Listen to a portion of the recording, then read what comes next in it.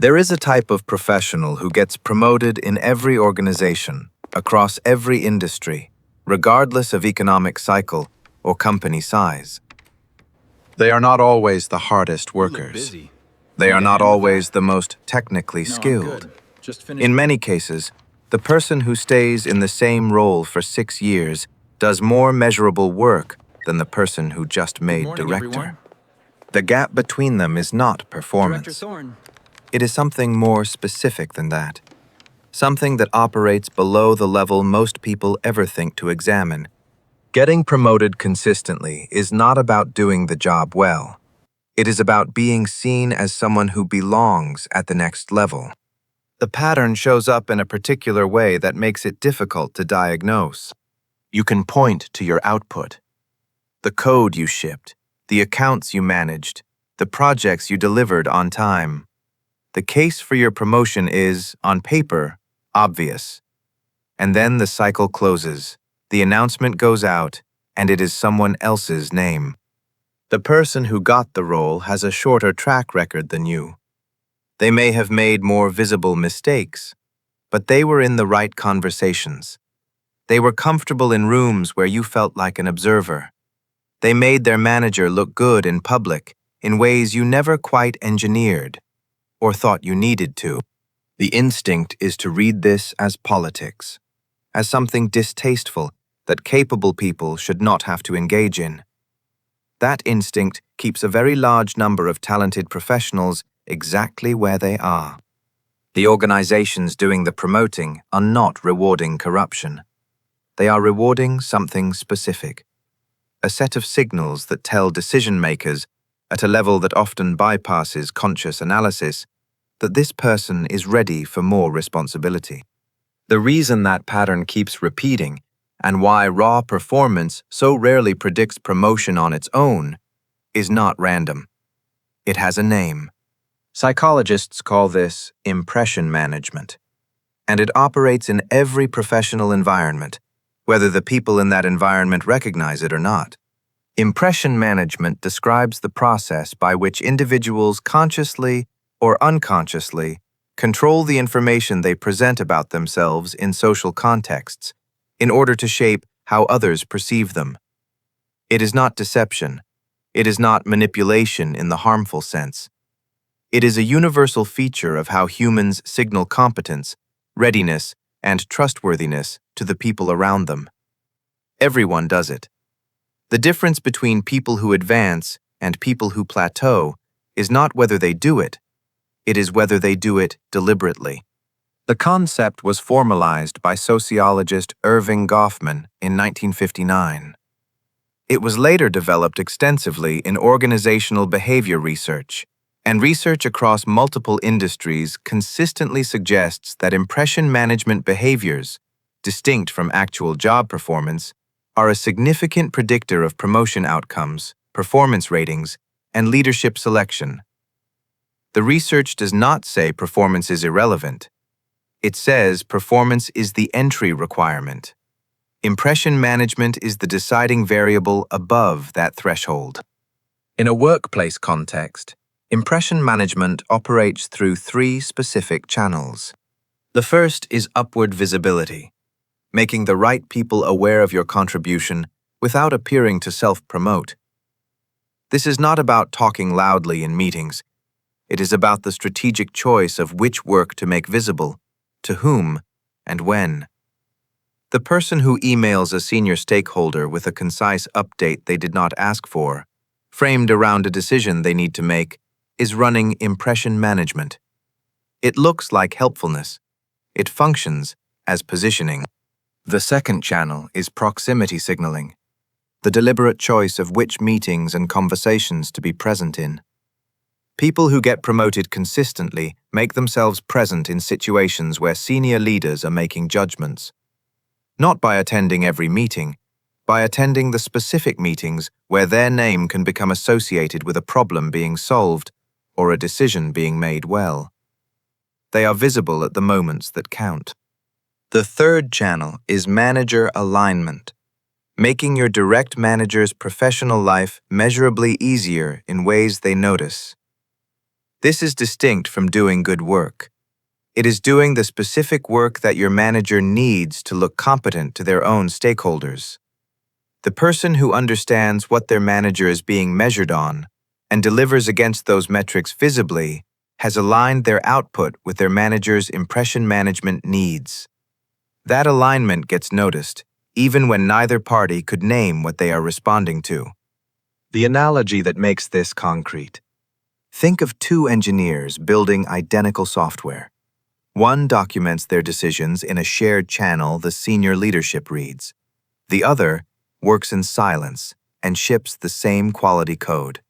The output is equivalent. The signal is not. Let me show you what this looks like when it plays out inside a real organization. Let me show you what this actually looks like. Daniel is a senior software engineer at a 250-person product company. He has been in the role for 3 years.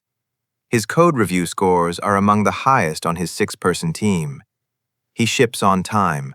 He raises blockers early. By every internal metric the engineering team tracks, he is a consistent top performer. 12 months ago, Daniel and a colleague named James were both considered for a staff engineer promotion. The role went to James. Daniel was given feedback in his annual performance review that he needed to demonstrate more leadership presence. He asked his manager what that meant specifically. His manager said he needed to be more visible in cross-functional discussions. Daniel nodded and went back to writing code. James had joined the company 8 months before the promotion cycle. His technical output was strong, but not measurably better than Daniel's. What James did differently was not immediately obvious from the inside. But looking at the pattern, it was consistent.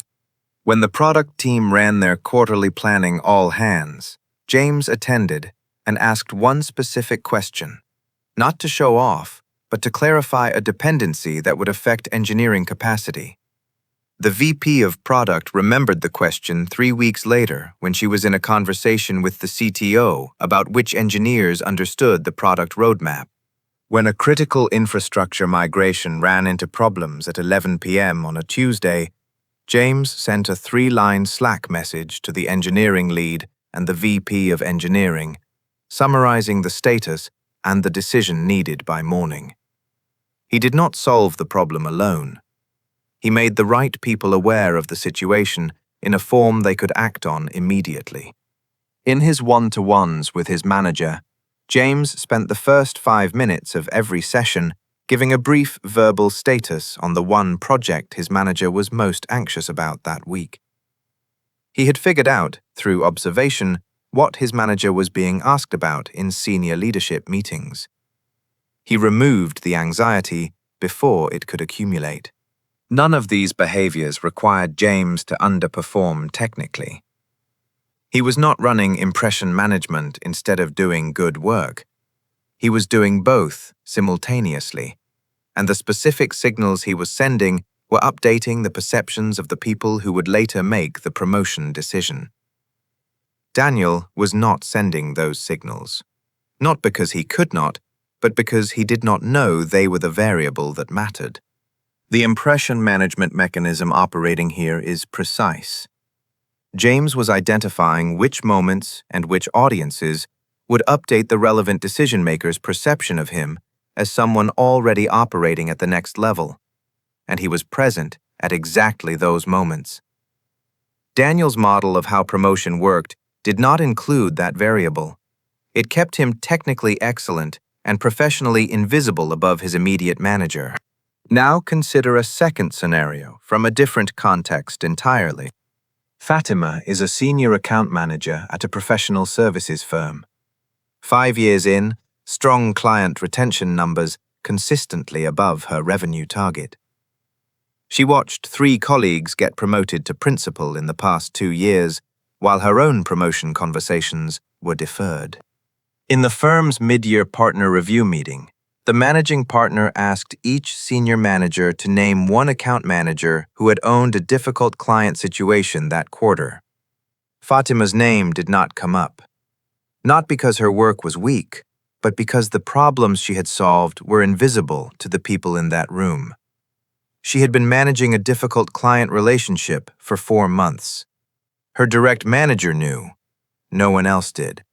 Every principal at the firm had, in the 12 months before their promotion, been directly associated in the managing partner's mind with a specific client problem that got solved. Not their overall track record, one specific, visible moment of competence at the right altitude.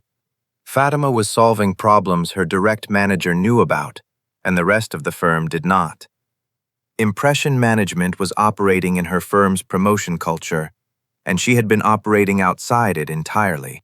Now, what Daniel discovered, and what most people who learn about impression management still get completely wrong, is that knowing about it does not automatically change anything. The first instinct when people encounter this framework is to reach for visibility, to start talking more in meetings, to send more updates, to make themselves more present broadly.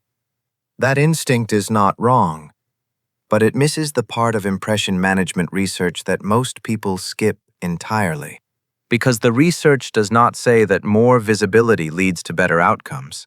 It says that the right visibility, aimed at the right audience at the right moment, produces the signal. And in some environments, more visibility without that specificity actively backfires, in ways that are genuinely difficult to recover from. The reason it backfires is something the original research was very clear about, but that almost every popular account of this topic glosses over. Part A. The counterintuitive layer. The counterintuitive finding is that poorly calibrated impression management is worse than none at all. When professionals first become aware that visibility matters, a subset of them overcorrect. They increase their presence in meetings indiscriminately. They copy senior stakeholders on emails that do not require their input. They volunteer opinions in discussions where they lack relevant context. And they get labeled. That label sticks. Not always explicitly, but consistently.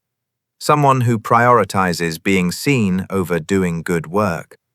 Research on impression formation suggests that negative perceptions formed about a professional's motives are more resistant to revision than negative perceptions formed about their competence.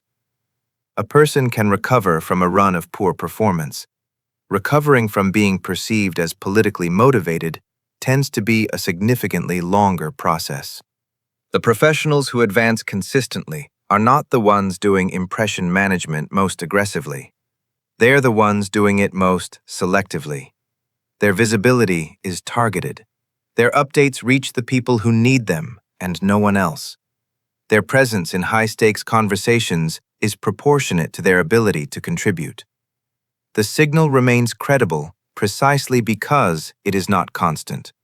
Part B. The organizational level. At the organizational level, impression management shapes promotion culture in ways that most organizations do not acknowledge and rarely correct for. Organizations that rely on managerial judgment, rather than structured, criteria-based promotion processes, create conditions where impression management becomes the primary differentiating factor above the performance threshold. This is not corruption. It is a predictable consequence of how humans form assessments when given incomplete information and limited observation time. In most organizations, the managers making promotion decisions genuinely believe they are evaluating performance. They are also, simultaneously, responding to the accumulated signal each candidate has built over months of small interactions. Those signals are shaped by impression management behavior, whether the candidate understands that or not. The practical result is that most organizations consistently promote people who are good at both the job and the signal, over people who are good at only the job. Then they explain those decisions using performance language. This reinforces in the passed-over employee the belief that more performance is the answer, when the actual gap was in the signal. Part C. The self-awareness test. The self-awareness question is not whether you do impression management. Everyone does. It is whether you are doing it deliberately, and whether your current approach matches the environment you are in. 3 observable indicators worth examining. First, consider who in your organization, above your direct manager, knows your name and could say something specific about your work. If the answer is no one, your impression management footprint is below the threshold that typically influences promotion decisions. Second, think about the last time you made your manager look good in a conversation with their stakeholders, not by doing good work, by giving them something specific they could use or reference in a context you were not present for. Third, look at the last promotion decision in your organization. Consider what the promoted person was doing in the 6 months prior that the passed-over person was not. The difference will almost never be in the work. It will be in the moments the promoted person chose to be present and visible. Patterns can be understood and worked with. So here is what all of this actually means for how you operate at work this week. Because understanding the psychology is not the point. Changing one specific behavior is. Impression management is not a personality trait that some people have and others do not. It is a set of behaviors. Behaviors can be observed, learned, and adjusted without requiring you to become someone you are not, or to compromise the quality of the work that got you here. 3 changes are worth isolating, not because they cover everything, but because they are the ones you can act on before the end of this working week, inside the role you currently hold, without requiring permission from anyone. Action 1. In your next one-to-one with your manager this week, spend the first 3 minutes giving a brief verbal update on the project your manager is most anxious about. Before they ask, lead with it, unprompted, not a status report. 1 sentence on where things stand. 1 sentence on the decision or unblock needed, if any. Then stop. This behavior directly targets the upward visibility channel of impression management. Most professionals wait for their manager to ask about the projects that matter. The person who surfaces that information proactively sends a specific signal, one that reads to your manager's pattern recognition system as someone already operating at a level above their current role. That signal accumulates across weeks. The promotion decision your manager participates in 6 months from now will be shaped, in part, by the accumulated texture of these 30-second interactions. You are not adding work or performing effort. You are changing the moment and the frame in which your existing work becomes visible. Action 2. Identify 1 senior stakeholder, someone above your direct manager who has some involvement in how your work gets used or evaluated, and send them 1 brief, unsolicited update this week. Not a long email, 3 sentences. What you are working on, why it matters to a decision they are involved in, and whether there is anything they need from you. That is the complete message. This is the proximity signaling channel of impression management at low cost. The update places your name in the awareness of someone who will likely be in the room when promotion conversations happen. It frames you as someone who understands the context above your current level, which is the perceptual shift that precedes most promotions. Do it once this week, then again in 3 weeks. Irregular cadence prevents it from reading as self-promotional. Regular cadence ensures it registers at all. The interval is the mechanism. Action 3. Before your next cross-functional meeting, any meeting involving people from outside your immediate team, spend 5 minutes identifying the 1 decision or problem in the agenda that the most senior person in the room is actually there to resolve.